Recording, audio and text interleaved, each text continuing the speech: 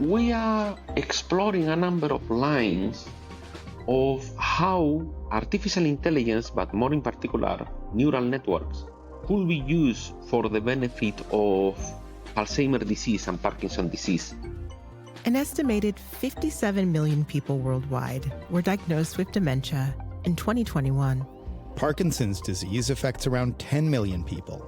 And as the global population ages, these numbers are rising. Neither disease has a cure, but scientists at Dementia Research Oxford are using artificial intelligence and neural networks to unravel these conditions and develop treatments faster than ever before. So the scale up of the hardware, it seems to be the computational power doubles up per year. 5 years ago or 10 years ago, maybe you will be able to measure 10 proteins or the concentration of 5 proteins. Now we have platforms like Olink and Sonalogic that can measure the concentration of thousands of proteins.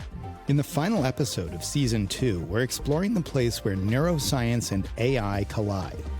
We'll look at how advances in computing power make this work possible, uncover how it plays a part in the drug discovery process, and take a glimpse at what the future might hold for this type of unique research. I'm Kai Nussbaumer. And I'm Micah Schweitzer. This is Balancing the Future from METTLER Toledo. On this show, we delve into the world of science and technology and explore its transformative impact on our lives.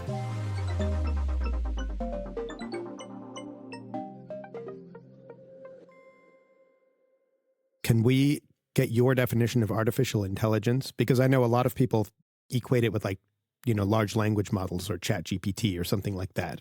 Artificial intelligence is the general concept of automating the tasks of the mind. Neural networks is just the last iteration or one of the ways in which you can try to do artificial intelligence. That's the voice of Alejo Nevado-Holgado. He's an associate professor in the Department of Psychiatry at the University of Oxford. He's also head of the Computational and Molecular Neuroscience Laboratory at Dementia Research Oxford. And with the computers and the knowledge and the data of today, it seems to be the one that is working the best. And historically, it has been the first one that has been able to increase dramatically the applicability of AI. Before neural networks, AI was useful only for a small proportion of things. But now there is the prospect that it can be useful in the long term, for most tasks of the mind, so to speak. And how did working with artificial neural networks become viable? What was the leap? Possibly a big part of the success is simply that the computers and the data have got big enough such that neural networks finally get to work. The concept of artificial neural networks is from the previous century, I don't know if it was first conceptualized in the 70s, 80s. So the key concept is quite old. But then the concept was hanging around without producing too much of an impact and translation to real applications until usually people date it on the 2012. I think it was the neural network called AlexNet, which was able to outperform by a big margin all the other algorithms that were trying to fulfill or to solve a benchmark called ImageNet back then, which the benchmark consisted in classifying little images on 1,000 possible classes. So that was the first strong signal that neural networks might actually work very well in general. And then what had enabled that big jump was very likely the use of GPUs, because they are able to have around 100 or 1,000 times more computational power than the GPU that previously neural networks were using.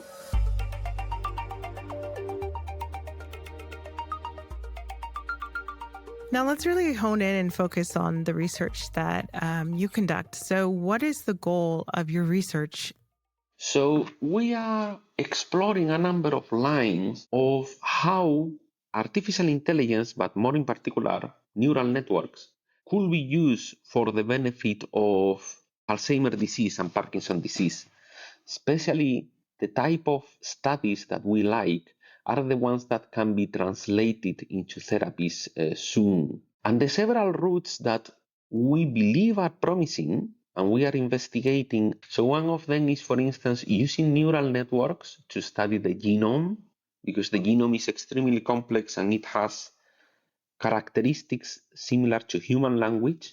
So us and a number of other laboratories are following the same concept that if neural networks are working very well in human language, like ChatGPT, they might also work very well at understanding the genome.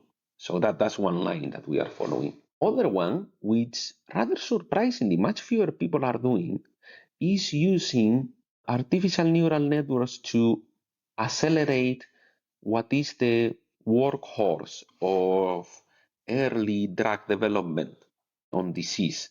The process to find a new drug for a disease is quite long. It takes 10, 15 years when it is successful. And one of the first steps is called a drug screen, where you test tens of thousands of compounds, different compounds, potential drugs against in vitro cell model of the disease. And with artificial intelligence, they have found out in different places, but one of them is in MIT with a colleague of us, that you can use artificial intelligence to improve those screens by a lot, because you can train a neural network to directly predict from the molecular structure of the drug whether the drug is going to have an effect on the cell model of the disease. And then, besides that, the other work that we are doing is other place where neural networks are potentially very useful is on analyzing microscopic images of these cells in these cell models.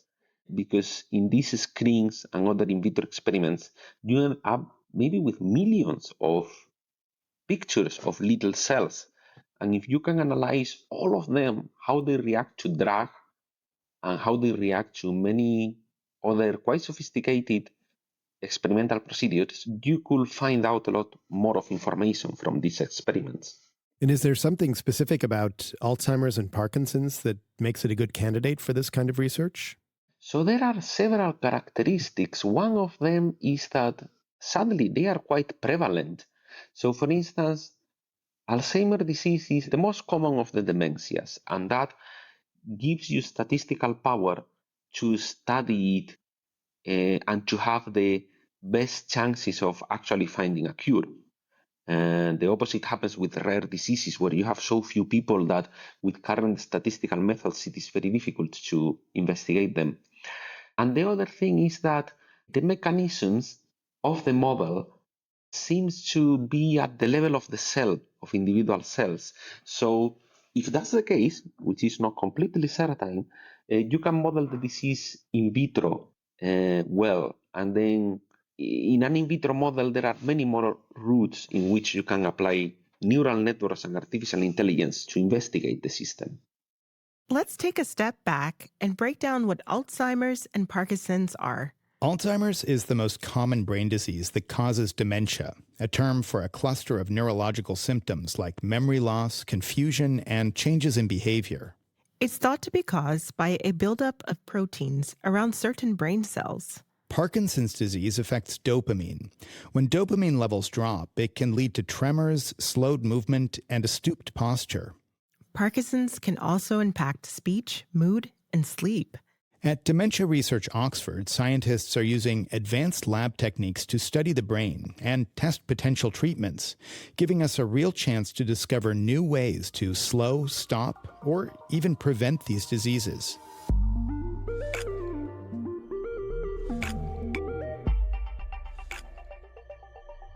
Now, let's talk about the setup of your lab. It is very unique having both the wet lab and the computational teams. Can you describe how the structure works together and how both sides really collaborate? We have a range of projects. Some of them, they belong more to the wet lab, so it is a bit more pure. 90% of the work it happens here in this building, in the typical laboratory setups with plugs and with in vitro, the typical robot with a lot of pipettes that everybody imagine when they think of a lab. In the other extreme, we have the computational people, more like myself, that work in another building, and we deal more with the data. Some of the data comes from very large data sets that are now becoming more available, like UK Biobank. The UK Biobank describes itself as the world's most comprehensive biomedical data set.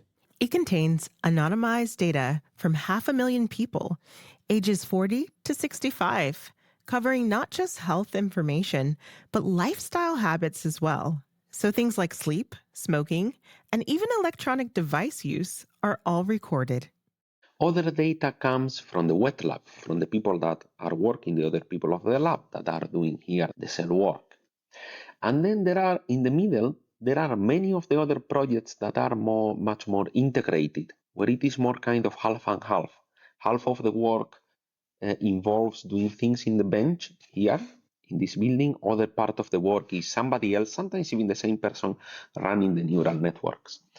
A very good example will be this work with AI screens, where you are trying to teach a neural network to learn to predict what is the effect that a drug is going to have in your in vitro cell model directly by looking at the molecular structure of the cell. And in that type of work, you have a person here or in the Oxford Drug Discovery Institute running a massive robot,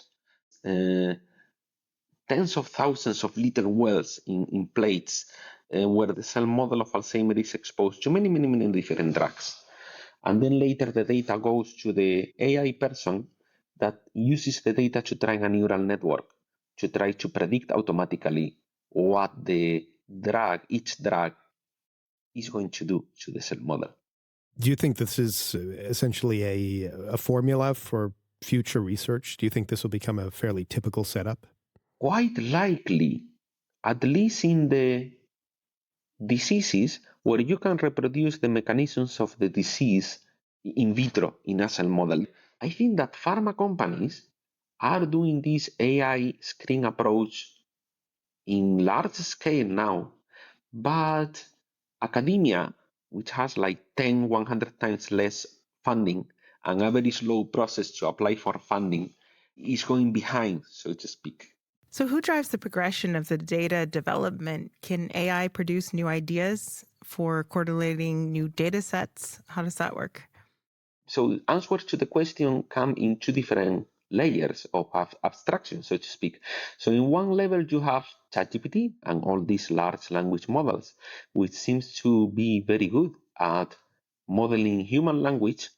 And by extension, they seem to also be able to learn a lot of general knowledge about the world.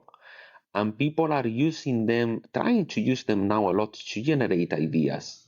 Me personally, I haven't found them that useful to generate ideas, but I have found them to be extremely useful on knowing what's going on in the literature, which was a massive challenge that has been becoming more and more big as time has progressed. And maybe ChatGPT has been able to solve the problem of how a humble researcher is able to figure out what's going on with the massive literature that is impossible to read. Then the other level at which, more lower level of abstraction at which neural networks might be able to generate ideas is more in the very specific area, like in very specific areas.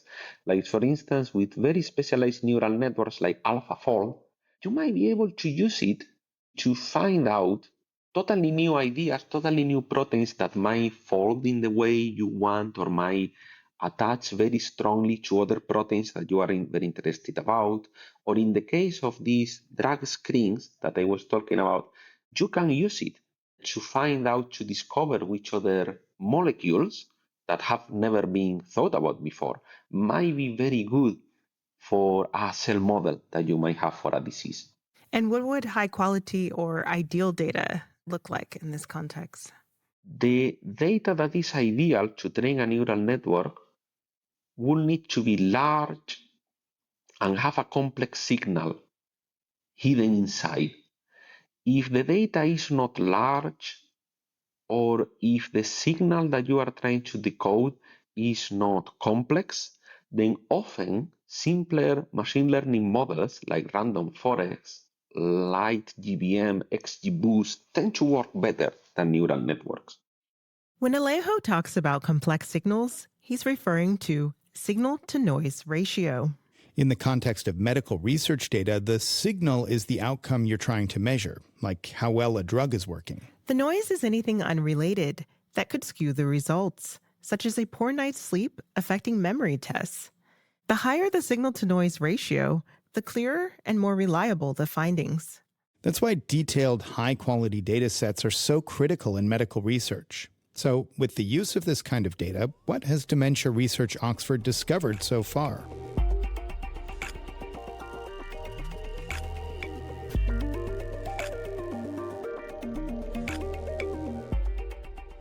So, for instance, in certain cell models that we have here with iPSC cells, what we find is that most of the people are looking at particular characteristics of the cell that they, from previous publications, they can hypothesize are associated with the disease, with Alzheimer, like the size of the endosomes, the dendritic arborization, so the number of kind of legs that the cell have.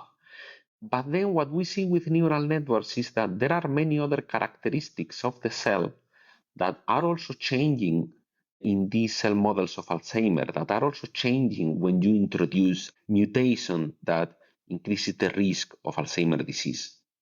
There is now a lot of excitement in the literature where people are doing this, is that you can use the protein concentration in blood of people to measure the biological age of their body, so to speak. And that biological age is capturing the aging process of that person better than the actual chronological age that person has in the passport. It opens a lot of possibilities because if you have such a so-called biomarker that you can measure in each individual person, you can also measure very quickly whether whatever therapy or drug is producing changes in that biological age clock, because possibly that change will be a reflection of changes on the biological age status inside the person. Or for instance, with smoking, you can do the same with smoking. So you can look at the proteins of a person and see how much biological damage that person has probably received from smoking. And then in that biological damage index, you can see very quickly how the index improves towards the healthy side when the person stops smoking. So if you can have this type of proteomics biomarkers of many different diseases and phenotypes, you can then see very quickly whether that person is reacting to a drug or a therapy. For instance, in depression, it takes months until you know whether a particular drug is having an effect in one person. If you could give the new drug to the person and the next day take a blood sample and see little signs that the drug is acting its effect, it will improve things a lot. What have been the major challenges your research is facing? Oh, so until I remember at the beginning, in the 2010s, for instance, it was data, availability of data. But now that's not so much of a problem anymore, at least for the most common diseases. But if you want to work in any not that common disease, we are still having huge problems with getting the data. And of course, getting the funding, because for any researcher, we spend half of our time simply writing grants now. Wow. So it's a bit of a chicken and egg. I mean, you need the funding to get the data, but you probably need a certain amount of data to prove that you deserve the funding. Yes, exactly. Exactly. Now there is a good custom that more grants and funding bodies are forcing people to put their data in public repositories, which I think all the funding bodies should do really, because that really enables many more people to analyze the data and find more information about the data. With areas where data is lacking, what kind of a timeline are we on before we have enough data to apply AI, to apply neural network machine learning to these issues? It is very difficult. I guess that the number of diseases that we will be able to investigate more and more with neural networks, because there is more data, will gradually increase, because they keep making bigger and bigger data sets with more and more people. The next generation ones are, for instance, all of us, our future health. We have more people, that's in epidemiology. Things are more optimistic on cell models, or because there the limit is not the population of the planet, but rather, which is finite, but it is rather the cells that you can grow and how fast your robot is. And that keeps increasing quite rapidly. So I guess that in more and more diseases, we will be able to do it. At which pace, it is impossible to predict.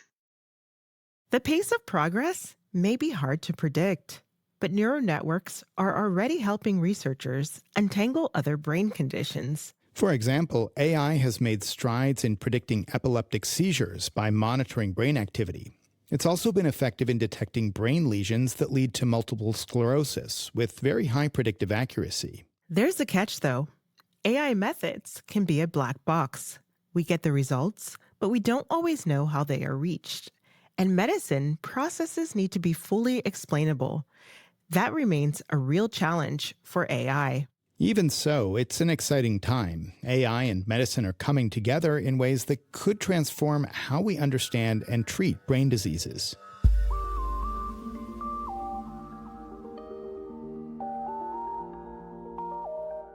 So what excites you the most about the potential of AI in healthcare and drug discovery over the next decade? So its application to this, to finding new targets and drugs, because I think that the technology of robots and the availability of data like from UK Biobank and so on is now crossing the threshold in a number of diseases where AI starts to be useful, and it could increase potentially by a couple of orders of magnitude the number of drugs that you can consider in a drug screen. So that will allow you, in the first stage of this 10 years pipeline of developing drugs, it will allow you to start the pipeline with drugs that are much more potent, much more safe, that work much better for your disease. How do AI labs scale up in the future? Because with more data, it seems like more testing will be needed. Yes, but that should be okay, because at the same pace as data is increasing by a lot, the computational power available is also increasing by a lot. For instance, and there are some companies called Epoch AI and METTLER that they do very good reports of how computational power in AI is progressing. But I think the last reports say that it is progressing at every year the computational power doubles. And the GPUs that we buy, when I compare them to the ones that I bought 2 years ago in the last generation of our computer, of our cluster, their computational power is like 3 times bigger. So both the size of data and the power of the computational platforms are increasing in power. How does that look, the actual scale up? What would that take? So the scale up of the hardware, it seems to be the computational power, it doubles up per year. The scale up of the number of cells and drugs that we can analyze, it depends. I am less familiar with that because people analyze it less eagerly. But for instance, one case or one example will be that 5 years ago or 10 years ago, what you will record from humans will be maybe from blood. Maybe you will be able to measure 10 proteins or the concentration of 5 proteins. Now we have platforms like Olink and SomaLogic that can measure thousands of proteins, the concentration of thousands of proteins. But there are still in the blood, in the human, there are millions of proteins if you consider all the different, because every gene produces a number of versions of isoforms of the protein.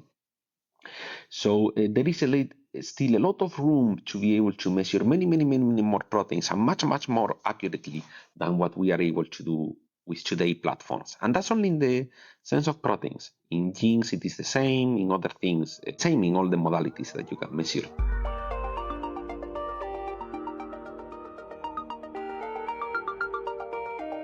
And so what would you recommend to researchers who are interested in working with artificial neural networks and drug discovery? What suggestions would you give to somebody who wants to enter this field or pursue a career in this area?